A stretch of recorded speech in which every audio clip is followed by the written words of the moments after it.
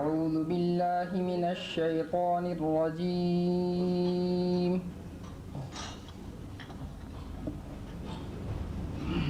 بسم الله الرحمن الرحيم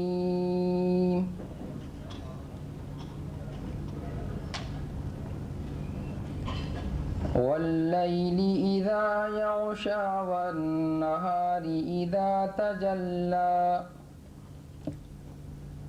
وما خلق الذكر والأنثى إن سعيكم لشتى فأما من أعطى واتقى وصدق بالحسنى فسنيسره لليسرى وأما من بخل واستغنى وكذب بالحسنى فسنيسره للعسرى وما يغني عنه ماله إذا تردى إن علينا للهدى وإن لنا للآخرة والأولى فأنذرتكم نارا تلظى لا يصلاها إلا الأشقى الذي كذب وتولى وسيجنبها الأتقى الذي يؤتي ماله يتزكى وما لأحد عنده من نعمة تجزى إلا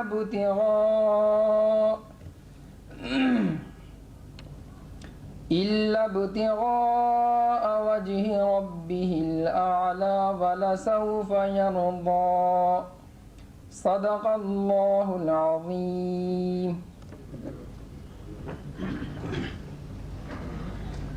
حضرات، آپ سے ایک درخواست یہ ہے کہ یہاں پر ایک رجسٹر رکھا گیا ہے. ان تمام حضرات نے جنہوں نے اس پروگرام میں شرکت کی ہے ان سے درخواست ہے کہ وہ اپنا نام اور دستخط اس رجسٹر میں ضرور لکھ لیں. اب میں انجمن کے صدر مؤسس جناب ڈاکٹر اسرار احمد صاحب سے درخواست کرتا ہوں کہ وہ خطاب فرمائیں.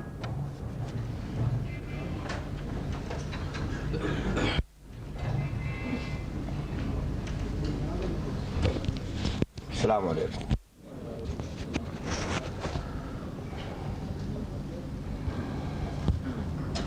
یہ آگے کی کچھ سیٹیں خالی ہیں، اگر آپ پیچھے سے آ کے انہیں پر کریں تو بہتر ہوگا.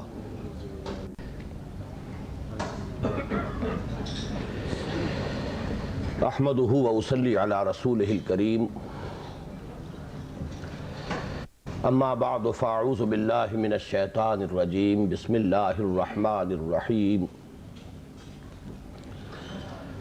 یا ایھا الناس قد جاءتکم موعظۃ من ربکم وشفاء لما فی الصدور وہدی ورحمۃ للمؤمنین.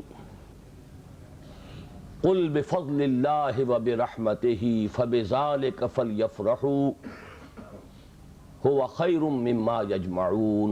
صدق اللہ العظیم. حضرات، کچھ تو میری اپنی طبیعت ادھر کچھ عرصے سے تقریروں سے بہت بھر چکی ہے. ثانیاً پچھلے 4 دن سے جو ہمارا ایک بڑا ہیوی پروگرام چل رہا تھا محاضرات قرآنی کا، اس کے ساتھ تنظیم اسلامی کا سالانہ اجتماع، اس میں اتنی مصروفیت رہی اور مختلف اجلاسوں سے خطاب کرنے کا معاملہ بھی بحیثیت مجموعی اتنا طویل ہو گیا کہ اس وقت طبیعت بالکل کسی تقریر پر آمادہ نہیں. ویسے بھی مجھے اندازہ ہے کہ کھانا، اور وہ بھی اچھا بھلا کھانا کھانے کے بعد ذہن کوئی بھاری بھرکم بات سننے کے لیے آمادہ نہیں ہوتا. عام طور پر یہ آفٹر ڈنر ٹاکس جو ہے بڑی کچھ ہلکی پھلکی اس قسم کی گفتگوؤں پر مشتمل ہوتی ہیں. ہمارے دوست اور ساتھی زین العابدین صاحب، میں نوٹ کر رہا تھا، کئی جگہ ایک لطیفہ سنا چکے ہیں ابھی اسی محفل میں کہ یہ آفٹر ڈنر سپیچز جو ہیں وہ کس نوعیت کی ہوتی ہیں۔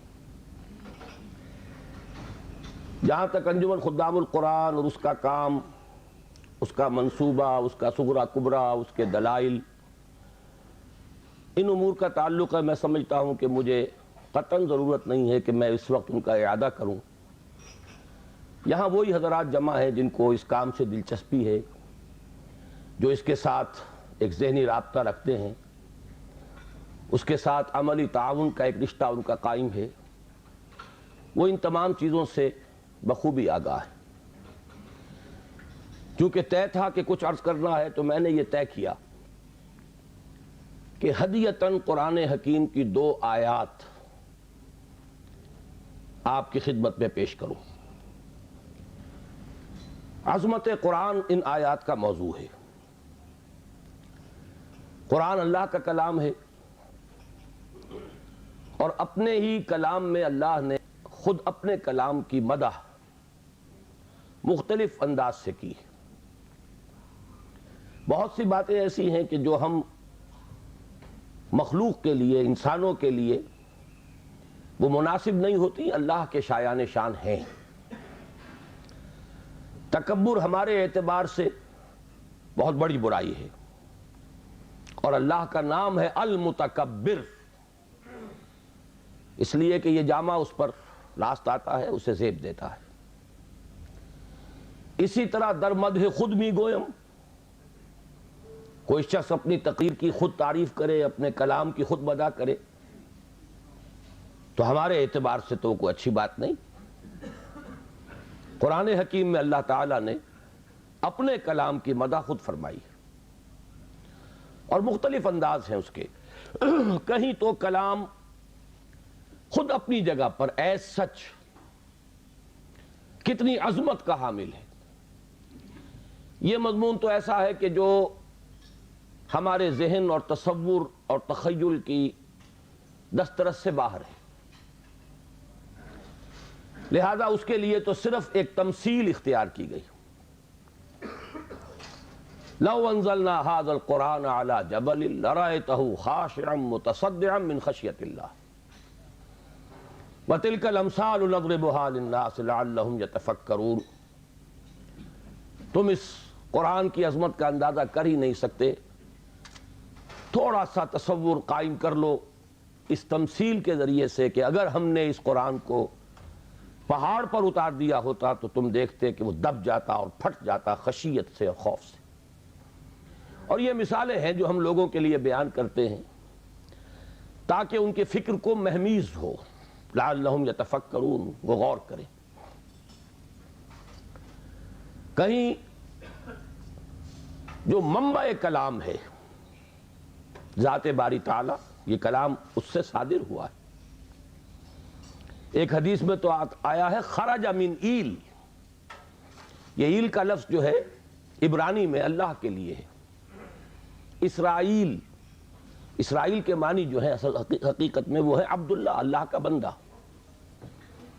اسر اور اسر جو ہے یہ ہے اسیری کے لیے، جو ہمارے ہاں بھی عربی کا یہ لفظ مستعمل ہے، اور ایل اللہ کا غلام، اللہ کا بندہ۔ تو خرج من ایل، حدیث میں آیا ہے کہ ایک انسان اللہ کے ہاں جب پیش ہوگا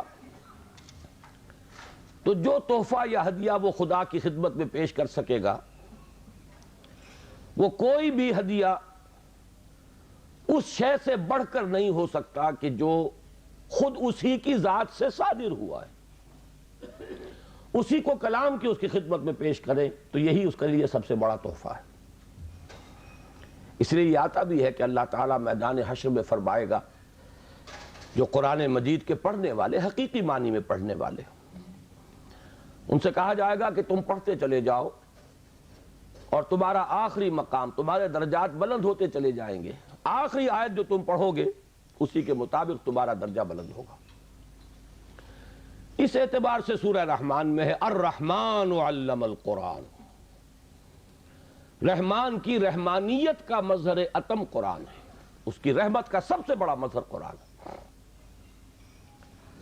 لیکن ایک عظمت ہے افادیت کے اعتبار سے، انسانوں کے لیے یہ کس کس پہلو سے مفید ہے، اس کے اعتبار سے میں سمجھتا ہوں کہ جامع ترین مقام سورہ یونس کی یہ 2 آیات ہیں جو میں نے تلاوت کی۔ یا ایھا الناس، اے لوگو، قد جاءتکم موعظۃ من ربکم وشفاء لما فی الصدور وہدی ورحمۃ للمؤمنین۔ پہلی آیت میں 4 الفاظ جمع کیے گئے قرآن کے لیے۔ اے لوگو، تمہارے پاس آ گئی ہے وہ شے جو موعظہ بھی ہے، نصیحت، واعظ سے بنا ہے لفظ، موعظۃ وشفاء لما فی الصدور، اور جو کچھ سینوں میں روگ ہیں ان کا مداوع، ان کی شفا، ان کا معالجہ، وہدی، اور ہدایت، رہنمائی، ورحمۃ للمؤمنین، اور رحمت اہل ایمان کے حق میں۔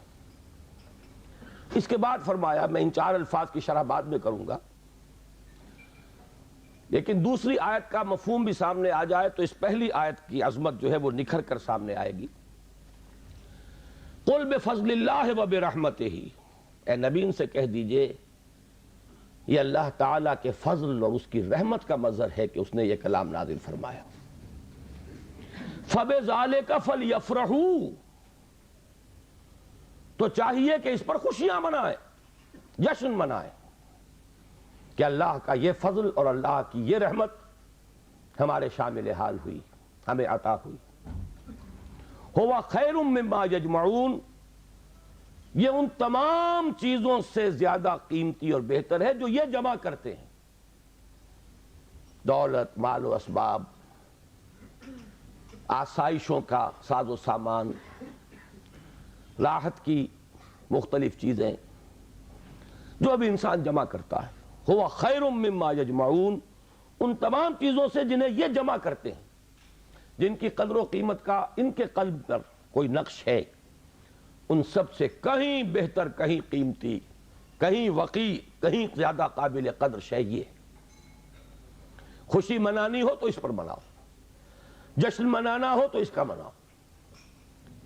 اب آئیے پلٹ کر ان 4 الفاظ کے اندر ایک بڑا گہرا معنوی ربط ہے۔ عام طور پر آپ دیکھتے ہیں قرآن مجید اپنے لیے ایک ہی لفظ استعمال کرتا ہے، ہدن، الف لام میم، ذالک الکتاب لا ریب فیہ ہدی للمتقین۔ اصل شے ہدایت ہے، رہنمائی۔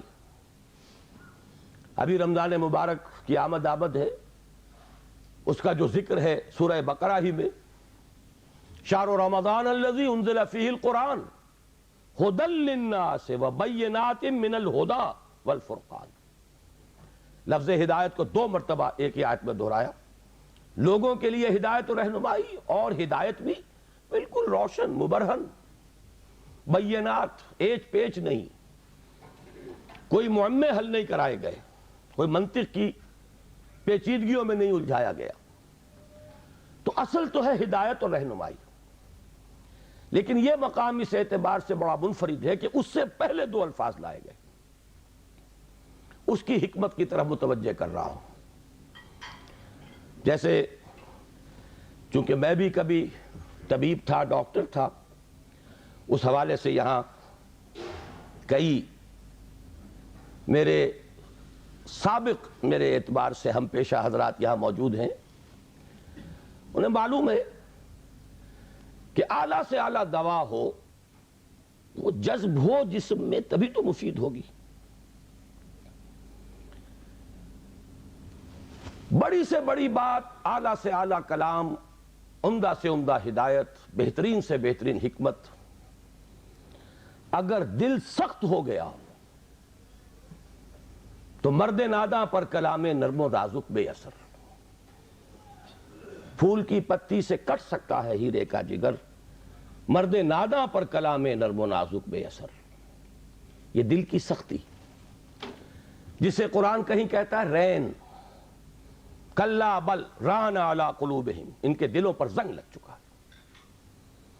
حدیث میں بھی آیا ہے ان هذه القلوب لتصدع، ان دلوں کے اوپر زنگ آ جاتا ہے، کما یصدع الحدید اذا اصابه الماء، جیسے کہ لوہا جو ہے زنگ آلود ہو جاتا ہے جب پانی اس پر پڑے۔ کہیں کہا گیا کہ دل پر سختی آ جاتی ہے،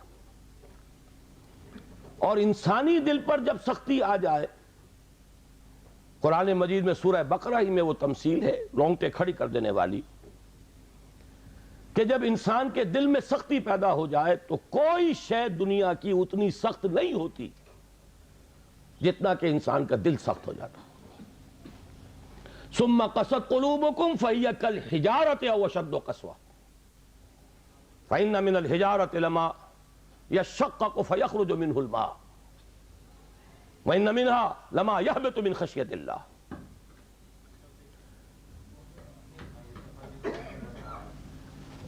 مجھے صحیح الفاظ اس وقت یاد نہیں ہے، لیکن یہ کہ تمثیل یہ ہے، بنی اسرائیل سے خطاب کر کے کہا جا رہا ہے، مذہبی لوگ، کہ تمہارے دل اس کے بعد سخت ہو گئے، اور ایسے سخت کہ پتھروں سے بھی زیادہ سخت۔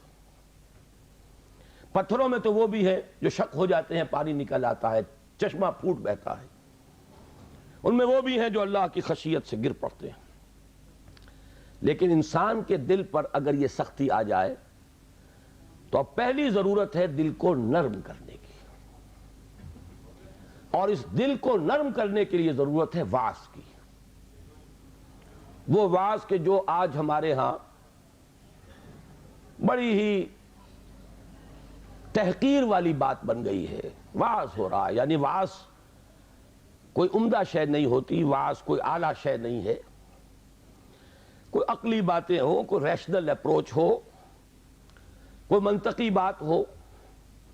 وعظ کے بارے میں تو بڑے ہی ایک استحقار کے انداز میں کہا جائے یہ وعظ فرما رہے ہیں، حالانکہ واقعہ یہ ہے کہ وعظ کی بڑی ضرورت ہے۔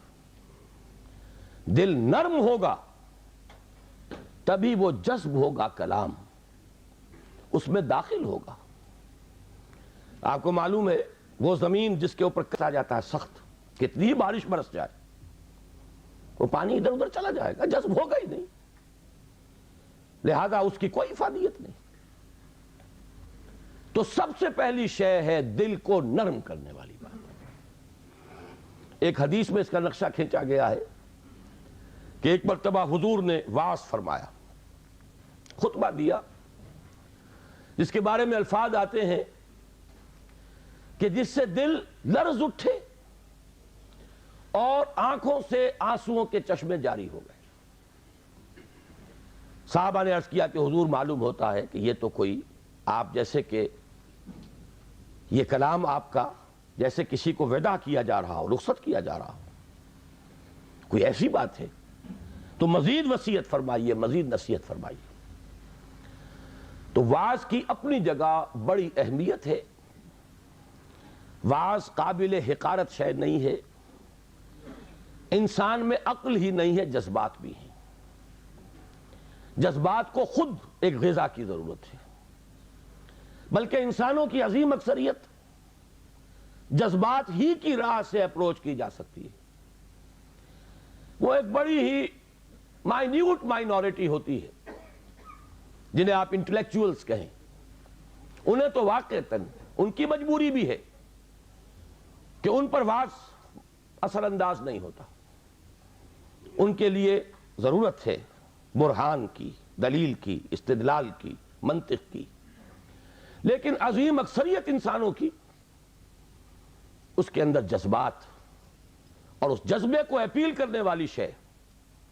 اب مجھے یاد آ گئی بات، حضرت عمر رضی اللہ تعالی عنہ، ان کو موم کرنے والی شے کیا تھی؟ کتنے سخت انسان۔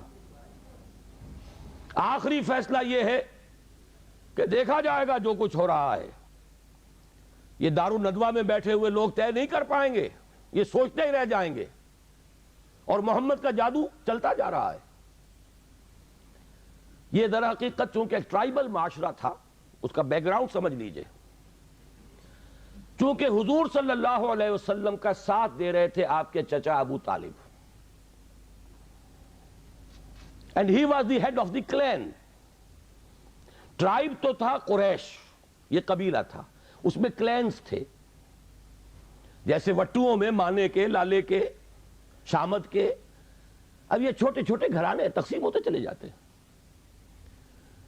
اور ہر اس خاندان کا ایک سربراہ ہے.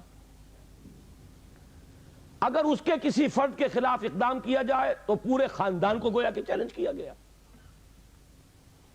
اور ابو طالب حضور کا ساتھ چھوڑنے کو تیار نہیں تھے. لہذا قریش کے راستے میں سب سے بڑی رکاوٹ یہ تھی کہ ہم اگر محمد کے خلاف صلی اللہ علیہ وسلم کو اقدام کریں تو ان فائٹنگ شروع ہو جائے گی قریش کی. اور اتنی عقل انہیں بھی تھی کہ a house divided amongst itself cannot stand. پورے عرب میں جو ان کا مقام تھا، جو دبدبہ تھا، جو انہیں حیثیت حاصل تھی، اگر آپس میں لڑ پڑیں گے تو ختم ہو جائے گا. یہ چیز تھی جو مصلحت کے تحت روک رہی تھی قریش کو. حضور کے خلاف کوئی فیصلہ کن قدم وہ اٹھا نہیں پا رہے تھے.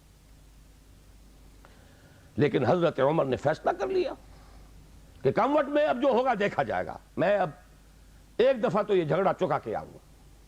تلوار لے کے نکلے. راستے میں ایک صاحب مل گئے کہ جو ایمان لا چکے تھے. انہوں نے تیور دیکھے. عمر ابن الخطاب جس بات کا فیصلہ کر لے کر گزرنے والا، بڑی حکمت سے ڈائیورٹ کیا. کہاں چلے؟ کہ بس میں اب قصہ چکانے جا رہا ہوں، یہ روز کی کل جو ہے اب ختم ہونی چاہیے. انہوں نے جو تیور دیکھے، فرمایا کہ تمہاری تو اپنی بہن ایمان لے آئی، تمہارے بہنوں ایمان لے آئے. اب وہ جو جلال اور غضب، اس کا میں اور آپ اندازہ نہیں کر سکتے، جس کے ساتھ وہ گئے ہیں اپنی بہن کے گھر، اور جس طرح مارا پیٹا ہے بہنوئی کو بھی حضرت سعید ابن زید رضی اللہ تعالی عنہ اور فاطمہ بنت خطاب حضرت عمر کی ہمشیرہ. ایک جملہ نکلا ہے بہن کی زبان سے، لہو لہان ہو گئی ہے بہن اور بہنوئی بھی. عمر چاہے تم ہمیں ہلاک کر دو، لیکن اب اس دین کو ہم چھوڑنے والے نہیں. ایک جملہ ہے، موم کی طرح پگھل کر رہ گیا عمر. اس میں کوئی انٹلیکچوئل اپیل تو نہیں تھی، کوئی دلیل تو نہیں تھی، کوئی منطقی اپروچ نہیں تھی، کچھ بھی نہیں. تو معلوم ہوا کہ انسان کے اندر، عمر جیسے شخص کے اندر بھی جذبات ہیں. تو معلوم یہ ہوا کہ انسانوں کی ایک عظیم اکثریت ہے جس کو جب تک کہ یہ اوپر کا کرسٹ نہ اترے گا، لاکھ آپ موتی بکھیرتے رہیے. مرد ناداں پر کلام نرم و نازک بے اثر. تو سب سے پہلی یہ ضرورت ہے دل کے اس کرسٹ کو نرم کرنے کی، تاکہ جذب تو ہو، دوا اندر اترے تو صحیح. چوں بجان در رفت جان دیگر شود. جب جان کے اندر اتر جائے گی یہ شے، تب تو انقلاب آ جائے گا، لیکن اترے تو صحیح. اس کے لیے اس کرسٹ کو توڑنا ضروری ہے. لہذا پہلی شان قرآن حکیم کی اس آیت میں آئی موعظۃ. یہ دوسری بات ہے کہ ہم نے واعظ کے اعتبار سے بھی وہ ناقدری کی ہے قرآن کی کہ اس کو واعظ کے میدان سے بھی نکال دیا گیا تھا. اور آج کی بات نہیں، آج تو خیر واعظ ہی کو گالی بنا دیا گیا، لیکن بہت عرصے پہلے واعظ بھی ہوتے تھے تو وہ مثنوی مولانا روم سے ہوتی تھی. علامہ اقبال نے جو مرثیہ کہا ہے، واعظ دستاں زنو افسانہ بند، معنی او پست و حرف او بلند. از ضعیف و شاذ و مرسل کارے ہو، از خطیب و دیلمی گفتارے ہو. واعظ ہوتے تھے بڑی ہی کمزور حدیثوں کے بل پر، بڑی ہی بے سرو پا روایات اور حکایات کے بل پر، یا اشعار کے بل پر، قرآن کے بل پر نہیں. حالانکہ سب سے بڑا موعظہ، واعظ، نصیحت خود قرآن. تو پہلا لفظ یہ ہے. اب آگے چلیے، شفاء لما فی الصدور. اندر جذب ہوگا تو اب اندر کی جو بیماریاں ہیں، جو روگ ہیں، ان کا ازالہ ہوگا. یہ کون سے بیماریاں ہیں؟ کہنے کو تو ایک کے اندر ہاتھی کے پاؤں میں سب کے پاؤں. حب دنیا، یہ سب سے بڑا روگ ہے. اس کا سب سے بڑا مظہر حب مال. الہاکم التکاثر حتی زرتم المقابر. ایک اور مظہر حب جاہ، اقتدار کی ہوس، میرا ڈنکا بج رہا ہو، شہرت کی طلب. یہ ہے وہ تمام روگ. ان روگوں کا علاج قرآن حکیم ہے. شفاء لما فی الصدور. اچھی طرح سمجھ لیجئے، یہ روگ نہ نکلیں گے تو قرآن کو بھی انسان کاروبار بنائے گا. علم را بر تنزنی مارے بود. وہی علم ہے کہ جو انسان کو سانپ کی طرح ڈسے گا. یارے بود نہیں ہوگا وہ جب تک کہ اندر سے یہ روگ نہ نکلے ہوئے ہوں. اس کو بھی حصول دولت کا ذریعہ بنائے گا، اس کو بھی شہرت کے حصول کا ذریعہ بنائے گا، اسے بھی اقتدار سچ نہیں قرب اقتدار کا ذریعہ بنائے گا. قریب تو پہنچے، بنا ہے شاہ کا مصاحب پھرے ہے اتراتا. کہیں تو موقع ملے. علم اور اعلیٰ ترین علم. فتویٰ فروشی بھی ہوگی، دین فروشی ہوگی، جب تک کہ یہ اندر کے روگ نہ نکلے. لہذا دوسرا مرحلہ اس اصل کام سے پہلے ہدن، ہدایت تو تب ہوگی جبکہ پہلے یہ جذب ہو کر اندر کے گند نکالے، ان کا ازالہ کرے. حب دنیا کی جڑ کاٹے، حب مال کی جڑ کاٹے، حب جاہ کی جڑ کاٹے، شہرت کی طلب کی جڑ کاٹے. اگر یہ جڑیں رہ گئیں تو یہ علم، جیسا کہ میں نے عرض کیا، مفید نہیں، الٹا مضر ہوگا. یہ اسی دنیا کے کمانے کا ذریعہ بن جائے گا. اس کے بعد اگر یہ ازالہ ہو گیا، یہ تنقیہ ہو گیا، اب ہے ہدی و رحمت للمؤمنین. اب یہ ہدایت ہے، اور ہدایت یہ ہے ایک ٹوٹل ہیومن پرسنالٹی کے لیے ہدایت ہو. اس کے فکر کے لیے بھی ہدایت ہے، اس کے لیے ایک نظام زندگی کے اعتبار سے بھی ہدایت ہے، اس کے لیے انفرادی لائے عمل کے اعتبار سے بھی ہدایت ہے. مکمل انسان کی ہدایت ہر سطح پر، ہر لیول پر. اب یہ ہدایت مفید ہوگی. یہی وجہ میں نے عرض کیا تھا کہ باقی سب جگہ آپ کو ہدایت کا لفظ ملتا ہے، لیکن یہاں یا ایھا الناس قد جاءتکم موعظۃ من ربکم وشفاء لما فی الصدور وہدی ورحمۃ للمؤمنین. اب یہ ہدایت مفید ہوگی، اور یہ ہدایت اب رحمت کا ذریعہ بنے گی. دنیا میں ہدایت، آخرت میں رحمت. یہ چار الفاظ ہیں جو یہاں جمع کیے گئے، اور اس کے بعد فرمایا قل بفضل اللہ وبرحمتہ. اے نبی ان سے کہہ دیجئے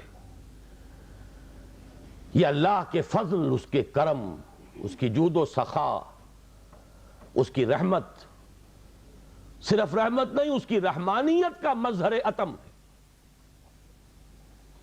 فَبِذَالِكَ فَلْيَفْرَحُوا.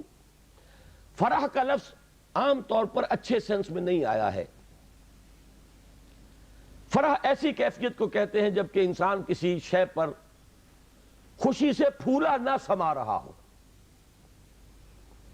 یہ فے سے شروع ہونے والے اکثر الفاظ جو ہیں وہ پھٹنے اور پھاڑنے کے مفہوم میں آتے ہیں. فرق، فلق، یہ تمام الفاظ جو ہیں. فرح، آدمی خوشی سے پھٹا پڑ رہا ہے، جامے سے باہر ہو رہا ہے، پھولے نہیں سما رہا. اس لیے یہ اچھے سینس میں نہیں آتا. لیکن یہاں فرمایا اگر خوشیاں منانی ہی ہیں، اترانا ہی ہے، بنا ہے شاہ کا مصاحب پھرے ہے اتراتا. اترانا ہے تو اس پر اتراؤ، جشن منانا ہو تو اس کا مناؤ، خوشیاں منانی ہو تو اس پر مناؤ. قل بفضل اللہ وبرحمتہ فبذالک فلیفرحوا هو خیر مما یجمعون. ایک بات رہ گئی ہے بیچ میں، اشارہ کر دوں. میں نے جیسا کہ عرض کیا تھا موعظہ کے اعتبار سے بھی ہم نے قرآن کو، اب کیا کہوں لفظ تو بہت سخت آ رہا تھا لیکن قرآن مجید کے خیال سے رک گیا، کم سے کم یہ کہ متروک تو کر ہی دیا۔ اس سے آگے تزکیہ نفس، اس میں تو سرے سے اس کا کوئی دخل ہی نہیں، اس کے لیے تو کچھ اور اذکار ہوں گے، کچھ اور مراقبے ہوں گے، کچھ اور میڈیٹیشنز ہوں گی، کچھ اور ریاضتیں ہوں گی، کچھ اور تپسیائیں ہوں گی، کچھ اور آسن لیے جائیں گے ادھر سے ادھر سے، کہیں جوگیوں سے اور کہیں نو افلاطونی، نیو پلیٹونزم،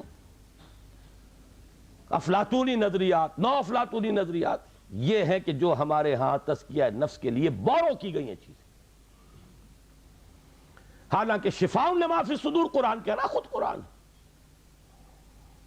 اندر کے سارے گند دھونے والا، اندر کے سارے روگ ان کا ازالہ کرنے والا تو قرآن ہے۔ وَنُنَزِّلُ مِنَ الْقُرْآنِ مَا هُوَ شِفَاءٌ وَرَحْمَةٌ لِّلْمُؤْمِنِينَ وَلَا يَزِيدُ الظَّالِمِينَ إِلَّا خَسَارًا۔ ہم اتار رہے ہیں اس قرآن میں سے وہ شے جو شفا ہے اور رحمت ہے اہل ایمان کے حق میں، لیکن ظالموں کے لیے خسارے ہی کا اضافہ کرتا ہے۔ وہ ظالم کون ہے؟ جن کے اندر وہ روگ ہیں باقی۔ تو اس کے لیے بھی علامہ اقبال نے کہا صوفیوں کا حال،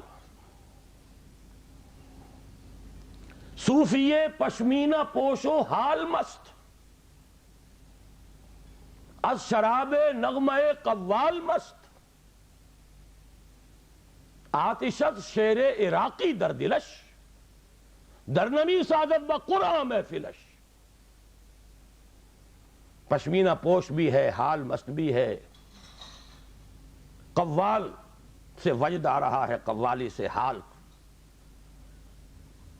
از شراب نغمہ قوال مست، آتشت شیر عراقی در دلش۔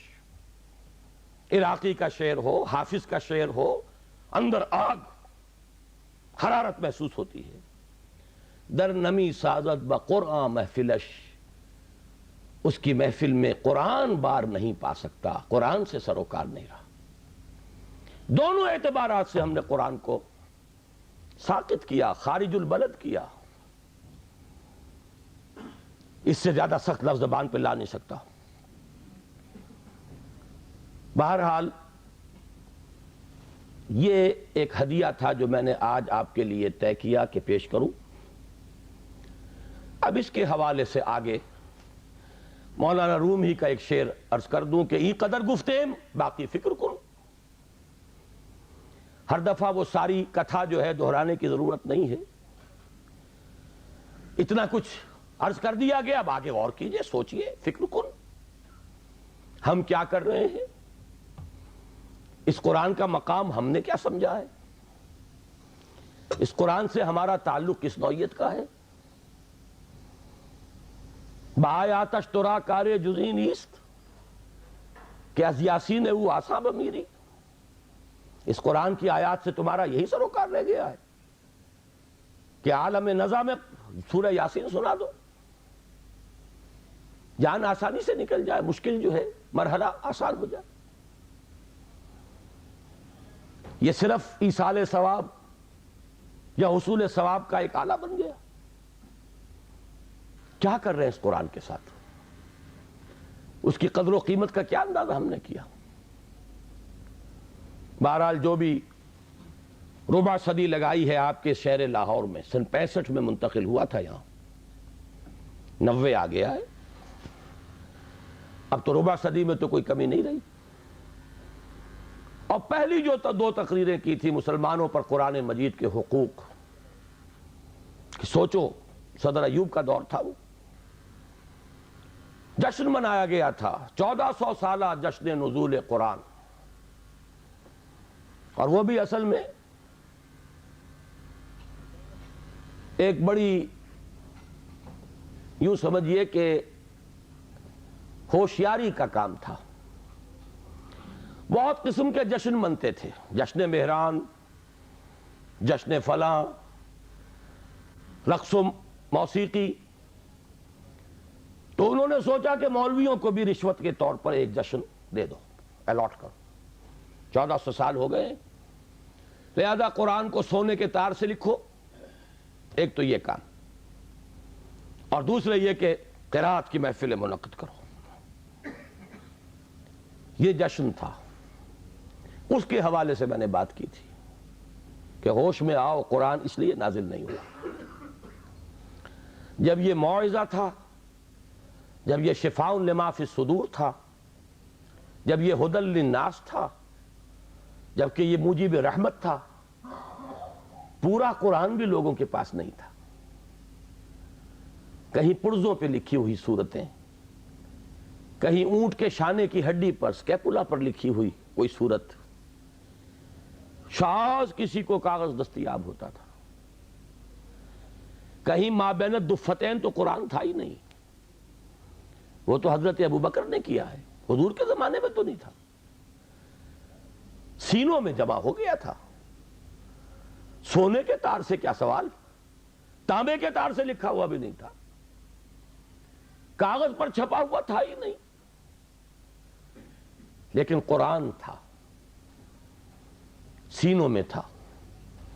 بل هو آیات بینات فی صدور الذین اوتوا العلم، سینوں میں تھا۔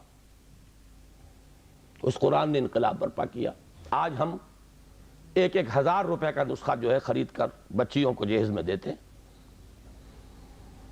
لیکن یہ کہ وہ قرآن حقیقت میں نہیں ہے۔ لا یبقى من الاسلام الا اسمہ ولا یبقى من القرآن الا رسمہ، رسم الخط ہے۔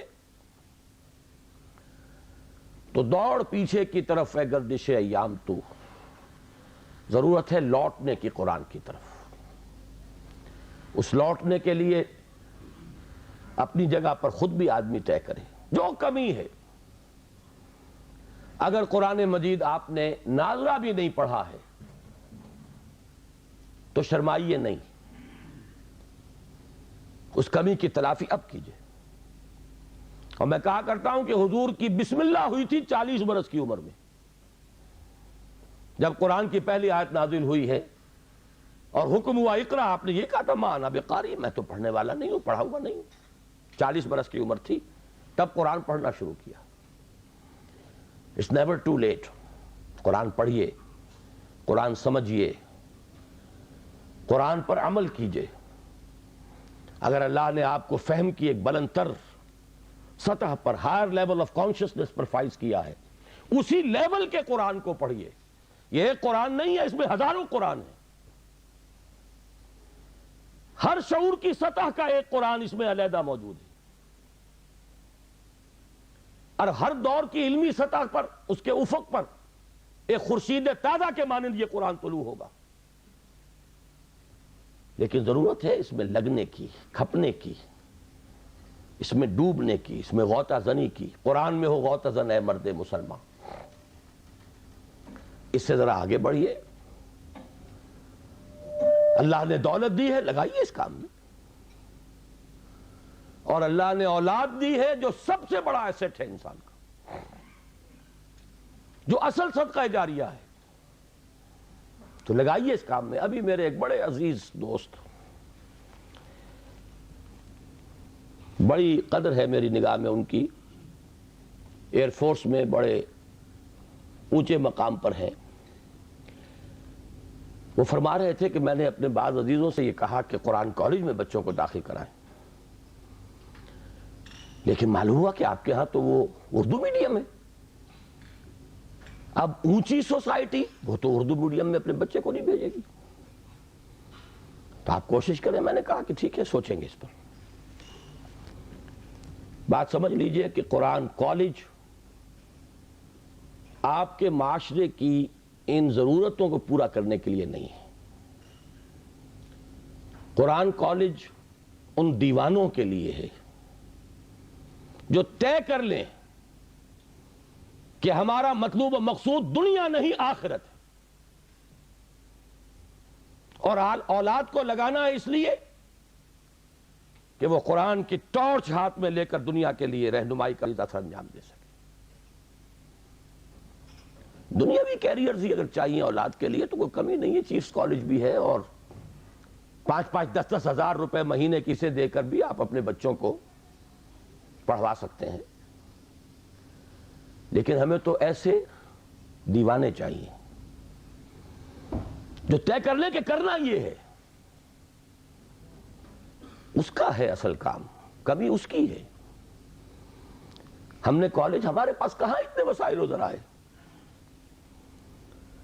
کئی مرتبہ خیال آیا، میرے اپنے احباب کہتے رہے کوئی اعلیٰ درسگاہ جس میں کہ اونچے لوگ بھی آئے. میں کہتا ہوں صحیح ہے آپ کی ضرورت، آپ کا خیال درست ہے. ہمیں کیٹر کرنا چاہیے اس لیول کی بھی ضرورت کو. ورنہ وہ جاتے ہیں، دلائل ہیں، کیتھیڈرل میں جائیں گے، فلاں جگہ جائیں گے، وہاں جائیں گے. تو آپ کیوں نہیں اس طرح کا مدرسہ کھولتے؟ میں نے کہا کوئی کرے، مجھے اعتراض نہیں، بلکہ میری آشیرواد حاصل ہوگی، میرا تعاون ہوگا. لیکن میں اپنے اوپر یہ تہمت نہیں لے سکتا کہ قرآن کے نام پر میں کالج بناؤں اور اس میں بھی صرف وہی بچے داخل ہوں جن کے والدین 5-5 ہزار روپے فیس ادا کر سکیں. گویا کہ آج کا قرآن بھی صرف امراء کے لیے ہے. یہ بات میرے لیے قابل قبول نہیں. مجھے تو خلوص چاہیے، جذبہ چاہیے، عزم چاہیے. پہلے سے طے کر لیں کہ ہمیں اس راستے پر جانا ہی نہیں، وہ چاہیے.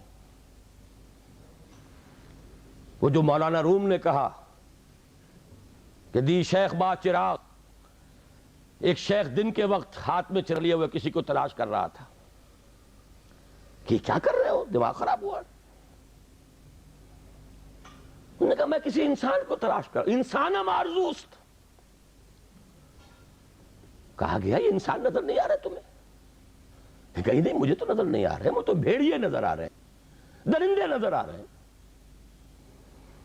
ازدام و دد ملوم ہو، انسان مارزوست. بھیڑیے تو میں ملال مجھے ہو گیا ہے، میں تو تنگ آ گیا. انسانی لباس بھی نہیں، بندروں اور سوروں کی کمی. نہ ملنے والی شے تو انسان ہے، انسان مارزوست، مجھے انسان چاہیے. یہی کشف اسی شہر میں مولانا احمد علی کو ہوا تھا رحمہ اللہ. وہ اپنا جوانی کا واقعہ بتاتے کہ جب وہ آئے تھے، ابھی نظر بند کیے گئے لاہور میں شیرا والے کے علاقے میں، تو جوانی کا دور تھا. کہیں نکلے، ساتھ ہی کشمیری بازار، گلی ہوتے نکل آئے، بھرا بازار. تو ایک بچے چپکے سے کہتا ہے کہ انسان سے مجھے بتائیے. ان دونوں کا دور استہزائیہ انداز میں کہا آپ کو انسان نظر نہیں آتے بھرے بازار میں؟ نہیں، مجھے تو نظر نہیں آ رہے.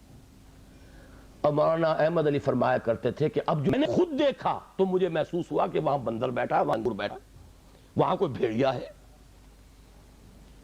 جو حقیقت تھی اندرونی وہ منکشف ہوئی. یہ لیکن تھوڑی دیر کی بات تھی. اس کے بعد اچانک پھر وہی کچھ تھا، اور وہ بزرگ غائب تھے. وہ تو آنکھ کھولنے کے لیے آئے تھے. تو ہمارے تو اصل میں طلب ہے ان کی. یہ نہیں کریں گے تو ایک بات مجھ سے سن لیجئے، آپ کے یہ بنگلے اور آپ کے یہ کارخانے بھی نہیں رہیں گے. اس ملک کے لیے کوئی جڑ بنیاد نہیں ہے سوائے دین کے. وہ حشر جو ڈھاکہ میں ہوا ہے ہر جگہ ہو سکتا. اور میں سالوں پہلے سے کہہ رہا ہوں کراچی میں کہ جب یہاں سزا آئے گی تو سب سے بڑھ کر ہے کراچی والوں تم پر گرفت آئے گی. اس لیے کہ تم میں وہ لوگ ہیں، یو پی کے ان شریف گھرانوں کے لوگ جن کے ہاں پردہ اس نوعیت کا ہوتا تھا جو حفیظ نے کبھی کہا تھا کہ چشم فلک نے آج تک دیکھی نہ تھی ان کی جھلک. جن کے اپنے پورے برقعے، پھر ٹانگے، پھر سواری کے لیے ایک چادر ادھر ایک چادر ادھر، پھر ٹانگے میں پیچھے بیٹھ گئے تو پھر چادر بندھی ہوئی ہے. اور جب یہاں آئے ہیں تو جس کے پاس 2 پیسے ہو گئے پہلا کام یہ کیا کہ برقع اتار کے پھینک دیا. یہ ترقی کی گویا کہ پہلی سیڑھی تھی. آزادی گویا کہ اسی کے لیے حاصل کی گئی تھی. کیا حال ہے اس کا؟ جو کچھ وہاں ہوا، جو کچھ ڈھاکے میں ہوا، جو وہاں دھان منڈی میں ہوا، وہ کراچی میں، ناظم آباد میں، کیا ہو نہیں رہا؟ کیا یہاں نہیں ہو سکتا؟ اس ملک کے لیے اگر اس کی خیر درکار ہے، آج صبح 2 گھنٹے کی تقریر کر چکا ہوں، کتاب لکھ چکا ہوں استحکام پاکستان، لیکن یہ کہ کون پڑھے گا؟ اس کی کیا یوٹیلیٹی ہے؟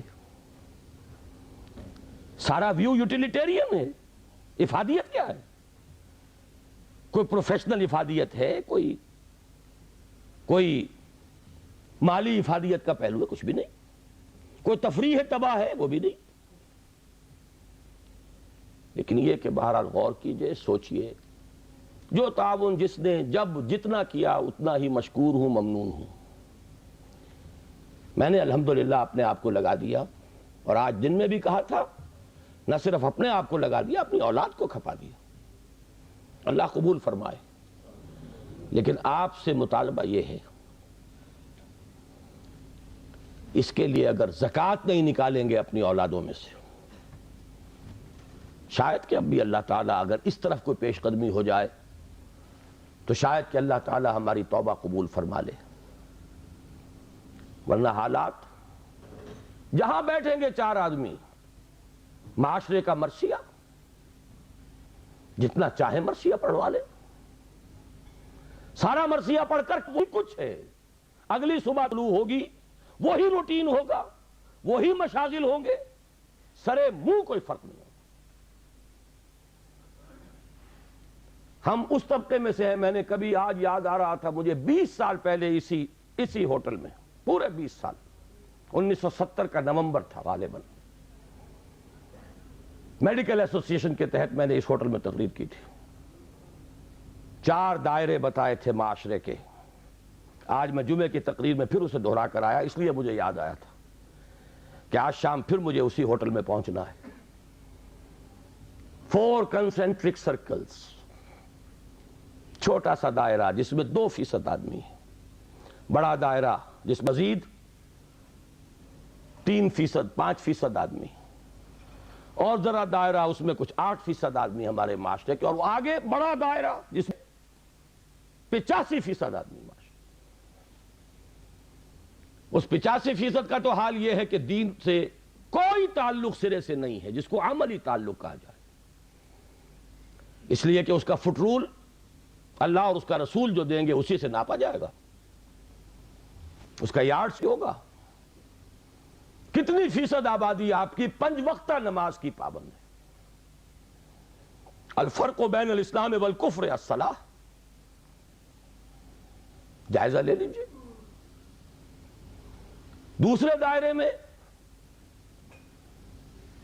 یہ شاید ایک اعتبار سے بدترین دائرہ ہے۔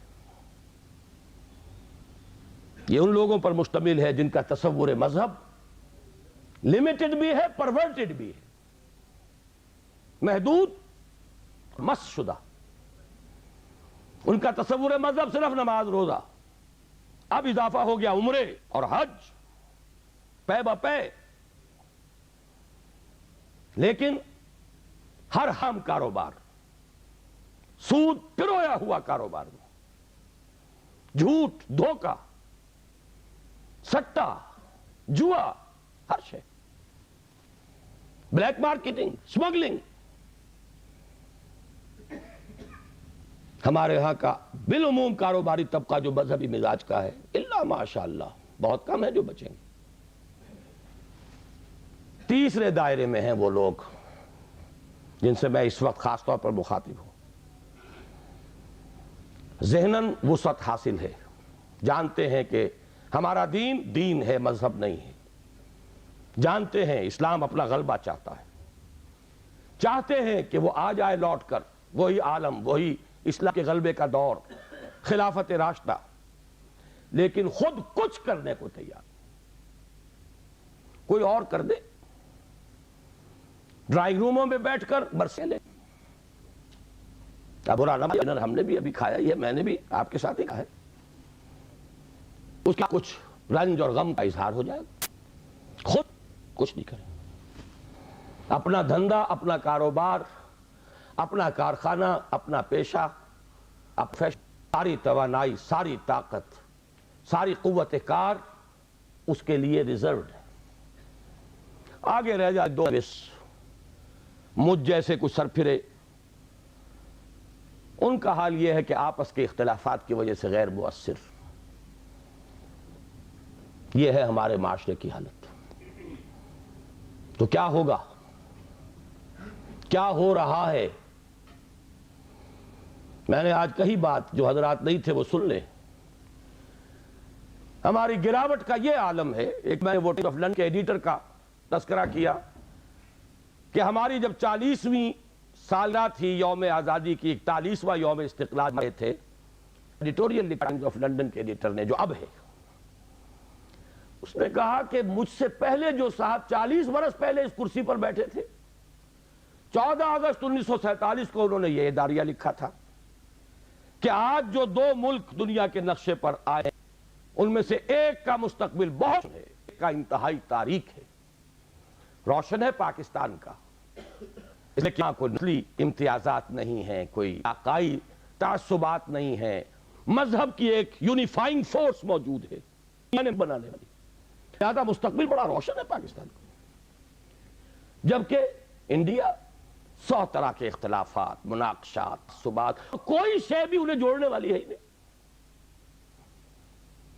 اب موجودہ ایڈیٹر لکھتا ہے کہ میں جب دیکھتا ہوں تو صورت بالکل برعکس ہے، وہ بھی آگے بھی حال ڈاما ڈول، جسے وہ کہہ رہے ہیں کہ بہت تاریخ مستقبل سپر بن گیا۔ ہمارے یہاں قرآن کانفرنس میں شروع کی قرآن کانفرنس تھی، میں بھول رہا ہوں نام، جو ہیڈ آف دی ڈپارٹمنٹ تھے یہاں فلسفے میں، جو بعد میں بڑھ ہوئے ہیں، مظفر بن خواجہ غلام صادق صاحب، وجود مصدقہ پر ایک مقالہ انہوں نے پڑھا کہ اگر کوئی شخص اندازہ کرنا چاہے کہ میرا پرسنالٹی میری ہے یا نہیں، تو پہلے اسے اپنی آنکھ سے خود اپنے آپ کو دیکھنا ہوگا، پھر لوگوں کی آنکھ سے اپنے آپ کو کیا دیکھ رہے ہیں، پھر اللہ کی آنکھ سے اپنے آپ کو دیکھیں، اللہ کی نگاہ میں کیا ہوں۔ 3 پاس تب وہ ایک اوتھینٹک پرسن ہوگا۔ یہ دنیا جو آپ کو کہہ رہی ہے، Pakistan is still in search of an identity. Pakistan is at the verge of balkanization. دوسری گواہی میں نے پیش کی کہ یہ صرف آج ہمارا متحد الخیال ہوئی ہے صرف اس بات پر، دیکھنا کشمیر کے بارے میں کوئی غلط حرکت کر کے ان کا وہ دن ہوا ہوئے جب مکہ دکھایا جاتا، اب یہ آپشن بھی، یہ دوسری بات ہے، کچھ لوگ بڑھتے ہیں، رخ کر کچھ اور کہتے ہیں، دوسری طرف رخ کے کچھ اور کہتے ہیں، اس میں جہاد، جنگ اور قتال کی بات کرتے ہیں، اس میں کئی حکومت پر ہمارا پورا اطمینان ہے، جو کر رہی ہے ٹھیک کر رہی ہے، حرکت نہ ہو جائے، جنگ ہی شروع ہو جائے، اس پر اتحاد ہے ہمارا، ایک علامت ہے، انڈیکس ہے، where do we stand؟ بہرحال میں نہیں چاہتا تھا کوئی تقریر کرنا، لیکن تقریر ہو گئی۔ بہرحال سوچئے، میری تلخ نوائی معاف فرمائیے، نظر انداز کر دیجئے، لیکن جو زیادہ کوئی اس کے لیے دلائل دینے کی مجھے اس وقت ضرورت نہیں ہے۔ آگے بڑھیں، کچھ کر کے فکر کریں، کوئی زکوٰۃ نکالیے اولاد میں سے، کچھ پیسہ لگائیے ان کاموں کے اوپر، کچھ خود اپنی جو کمی رہ گئی اس کو پورا کرنے کی کوشش کیجئے۔ میں نے آج جمعے میں بھی 3 6 نکاتی پروگرام دیا تھا، 3 بات آپ کے سامنے ایڈ کر دی ہے۔ اس دعوت قرآنی کے حوالے سے چمن میں تلخ نوائی میری برا کر آج اتر جائے دل میں، میری بات ہو سکتا ہے کہ کسی کے دل میں بھول بسری بات کبھی کی یاد آ جائے، اسی طرف عملی اقدام کا کوئی ارادہ دل میں پیدا ہو جائے، اس کی دعا کے ساتھ اپنی گفتگو ختم کر رہا ہوں۔ اقول قولی استغفر لی ولکم ولسائر المسلمین المسلمات۔